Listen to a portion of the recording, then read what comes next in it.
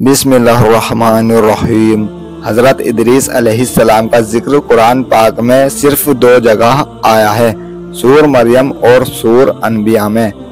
और याद करो, कुरान पाक में इदरीस अलैहिस्सलाम को बिला सुबह वह सच्चे नबी थे और बुलंद किया है हमने उनका मुकाम।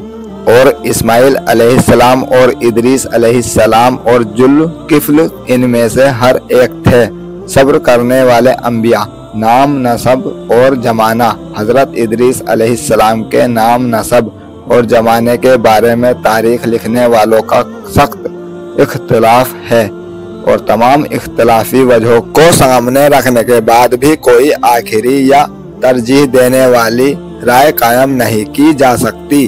वजह यह है कि कुरान करीम ने तो रुश्द व हिदायत के अपने मकसद के पेश नज़र तारीखी बहस से जुदा होकर सिर्फ उनकी नबुव्वत के रुतबे की बुलंदी और उनकी ऊंची सिफतों का जिक्र किया है, और इसी तरह हदीस की रिवायतें भी इसमें आगे नहीं जाती।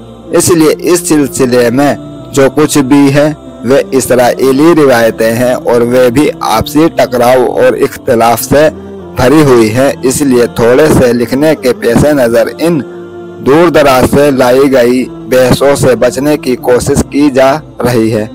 एक जमात का यह ख्याल है कि हजरत इदरीस अलैहिस्सलाम बाबिल में पैदा हुए और वहीं पले बड़े। उम्र के शुरुआती दिनों में उन्होंने हजरत शीस बिन आदम अलैहिस्सलाम से इल्म हासिल किया। बहरहाल जब इदरीस अलैहिस्सलाम खुद से सोचने समझने वी उम्र को पहुँचे तो अल्लाह ने उनको नबुव्वत से सरफराज फरमाया। तब उन्होंने शरीरों, बदमाशों और फसादियों के लिए राह हिदायत की तबलीग शुरू की, पर फसादियों ने उनकी एक बात ना सुनी और हजरत आदम व शीस अलैहिस्सलाम की शरीयत के मुखालिफ ही रहे। अलबत्ता एक छोटी सी जमात जरूर मुसलमान हो गई। हजरत इदरीस अलैहिस्सलाम ने जब यह रंग देखा तो वहां से हिजरत का इरादा किया और अपने मानने वालों को हिजरत कर जाने के लिए कहा। इदरीस अलैहिस्सलाम की पैरवी करने वालों ने जब यह सुना तो उनको वतन का छोड़ना बहुत गंज गुजरा और कहने लगे कि बाबिल जैसा वतन हमको कहाँ नसीब हो सकता है।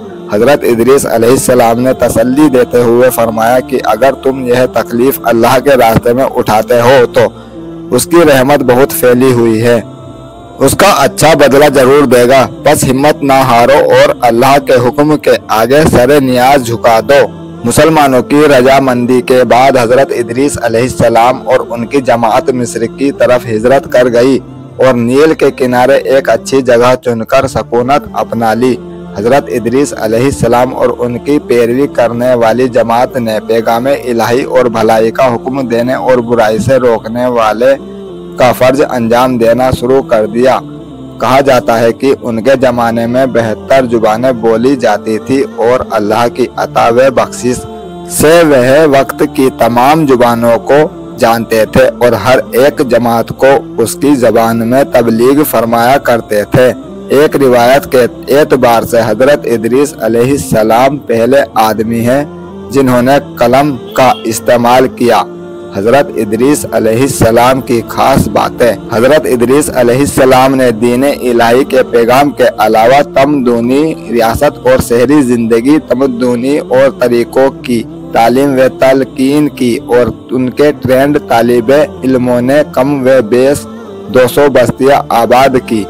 हजरत इदरीस अलैहिस्सलाम ने इन तलबा को दूसरे इल्मों की भी तालीम की जिसमें इल्म हिकमत भी शामिल है। हजरत इदरीस अलैहिस्सलाम पहली हस्ती हैं जिन्होंने हिकमत के इल्म की शुरुआत की, इसलिए कि अल्लाह ताला ने उनको अफलाक और उनकी तरकीब और उनके जमा होने और अलग होने के नुक्तों और उनके आपसी कशिश के राजों की तालीम दी और उनको अदद बेहिसाब के इल्म का आलिम बनाया।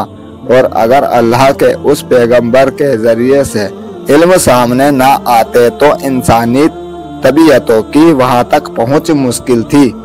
उन्होंने अलग अलग जातों और गिरोह के लिए उनके मुनासिब हाल कायदे कानून मुकर्रर किए और पूरी दुनिया को 4 हिस्सों में बांटकर हर चौथाई के लिए एक हाकिम मुकर्रर किया जो जमीन के उस हिस्से की ریاست اور بادشاہی کا ذمہ دار قرار پایا اور ان چاروں کے لیے ضروری قرار دیا کہ تمام قانونوں سے بڑھ چڑھ کر شریعت کا وہ قانون رہے گا جس کی تعلیم اللہ کی وحی کے ذریعے میں نے تم کو دی ہے۔